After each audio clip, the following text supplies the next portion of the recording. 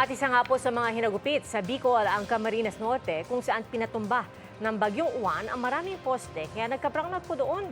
Bukod po sa malabuhawing hangin, nakaranas din po ng malakas na along humampas sa seawall. At kaugnay po niyan, para sa latest sa Camarines Sur, makakausap po natin ang ating kasamahan dito sa GMA Integrated News na si Darlene Cai. Darlene, kamusta na dyan? Pia, nandito ako sa Daet Camarines Norte. Maaraw na dito pero tumambad ngayon ang pinsalang inimulot ng Super Typhoon Uwan. Dito sa bayan ng Daet, may mga bahay na nawasak. Maraming natumbang puno at mga poste. Sa katabing bayan naman ng Mercedes ay na-wash out naman yung ilang bahay na nasa tabi ng dagat. Nakakita rin kami ng mga bangkang nawasak dahil sa lakas ng hangin at taas ng alon doon.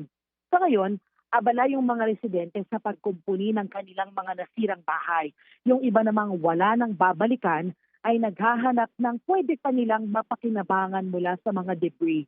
Ang mga otoridad naman abala sa clearing operations para matanggal ang mga nabuwal na puno. Pero sabi ni Tony Espanya, ang PDRRMO ng Camarines Norte, hindi raw magiging madali ang pagtanggal sa mga natumbang poste.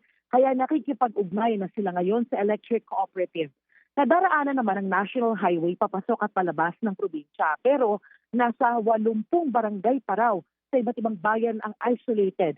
Karamihan dito ang mga nasa isla at hindi pa mapuntahan dahil delikado pang pumalaot. Mahirap din yung komunikasyon dito, Pia, dahil bagsak yung cell signal sa maraming lugar. Kaya hindi rin makontak yung mga barangay na aking nabanggit. Wala ring kuryente sa buong probinsya ngayon at kalahati pa ng Camarines Norte ang walang supply ng tubig ngayon dahil sinira rin ng bagyo ang water facilities dito. Namimigay naman ng tubig ang provincial government sa ilang bayan at nagpapatuloy din ang relief operations sa pangunguna ni Acting Governor Joseph Acucha. Ang magandang balita, Pia, walang naitalang casualty at walang reported na nawawala o missing dito sa probinsya ng Camarines Norte. Yan ang latest mula rito sa Daet Camarines Norte. Balik sa iyo, Pia. Maraming salamat, Darlene Cai.